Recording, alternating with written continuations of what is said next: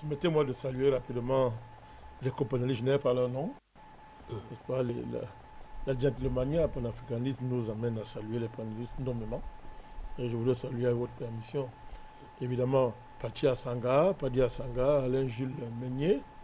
Je voudrais saluer mon ami Samuel John Ledor Yumbi, M. Alexis Kamewe, bon, maintenant Serge Onguené qui vient Serge d'arriver sur ce plateau.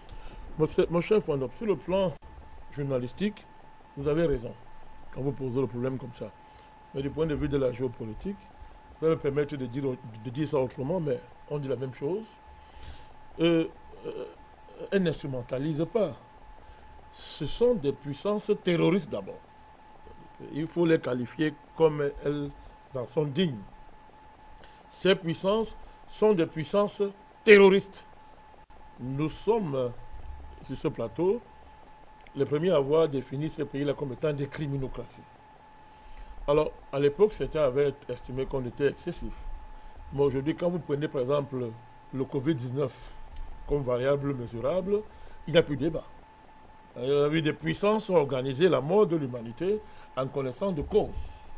Alors donc, si vous, maintenant, si vous cumulez ça avec tous les crimes dont ces pays-là ont été coupables dans le monde entier, c'est-à-dire, je parle des Américains, l'État américain, je parle de l'État français, je parle de l'État anglais, je parle de ce qu'on appelle la communauté de l'Union européenne, ce sont des criminocraties. Ce sont des États authentiquement terroristes. Donc à partir de ce moment-là, ils ont accouché, ces États-là, ils ont accouché d'un monstre, d'un grand monstre. Et à ce niveau-là, je voudrais revenir à l'analyse de mon ami Onguené, et je crois que Jules Meunier aussi a essayé d'évoquer ça, et mon ami John Yumbi.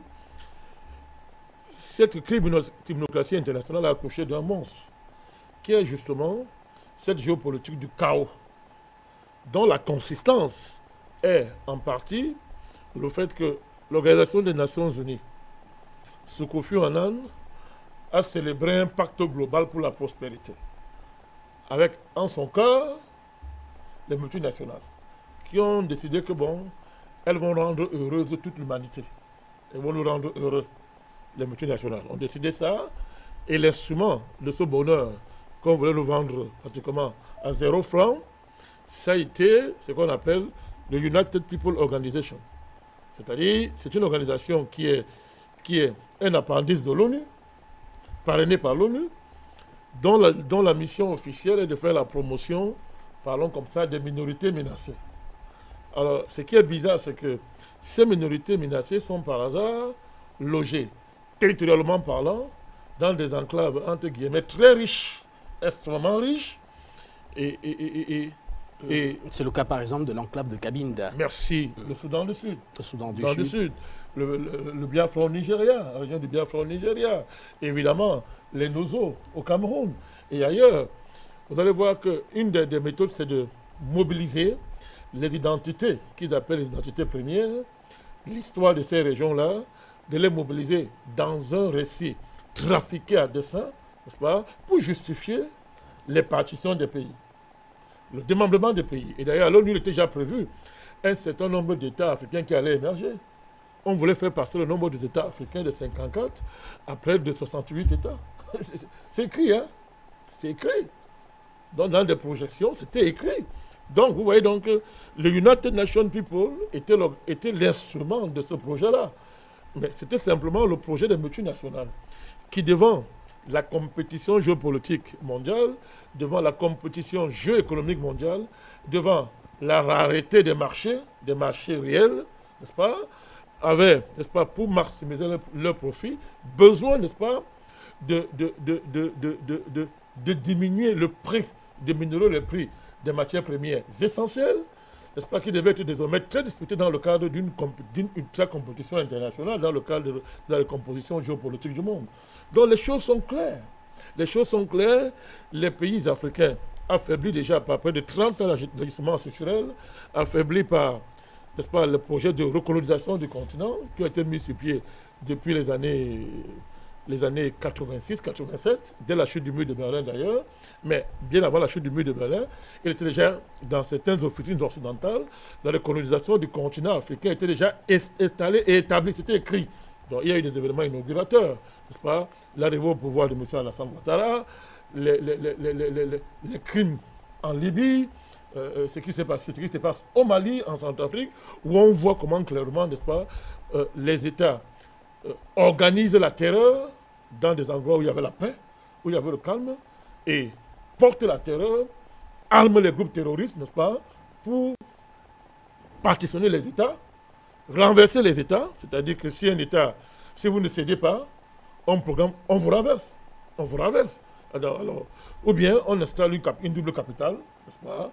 On oppose une capitale artificielle et une capitale réelle. Le cas du Mali est clair. On a vu, n'est-ce pas, comment la France a créé une capitale comme ça, artificielle, Gao, où M. Macron a débarqué, ça a été invité là-bas, et il a convoqué le président Ibeka de venir lui faire des allégeances. C'est clair et net. Donc, on a vu le Soudan du Sud, comment est-ce qu'on a démembré un pays, après avoir diabolisé, n'est-ce pas, le Soudan originel, c'est-à-dire que le Soudan, avant cette sécession-là, Khartoum, mais pourquoi après, une fois l'indépendance du Sud proclamée, les deux entités se mettent en guerre, les deux leaders, la guerre civile commence. À l'intérieur du Soudan du Sud, et bizarrement, par l'ironie de l'histoire, c'est à Khartoum qu'ils vont faire la paix. C'est Khartoum, comme diabolisé hier, qui vient faire la paix.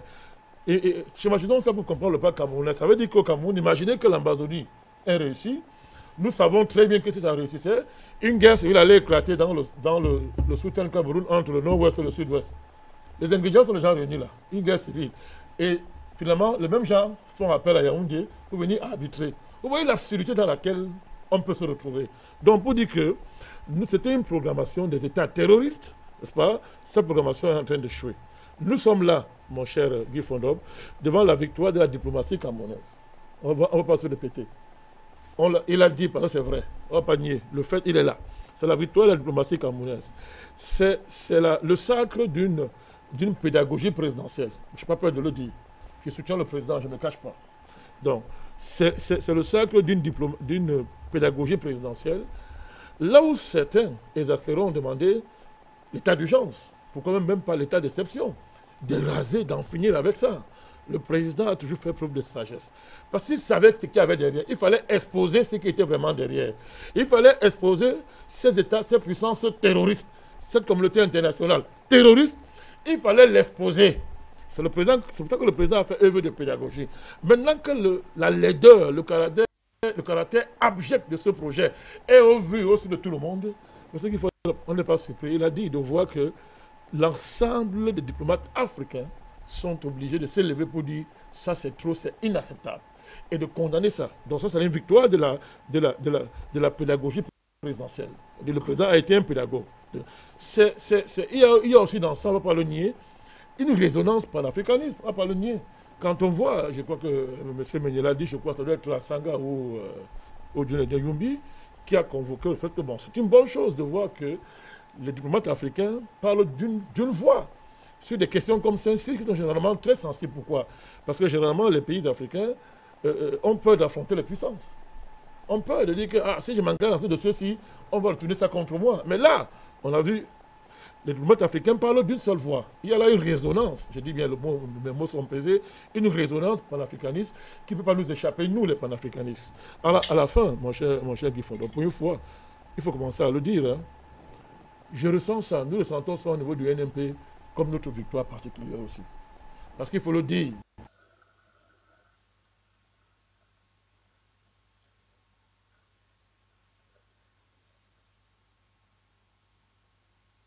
Il faut le dire, c'est facile aujourd'hui, c'est facile de condamner.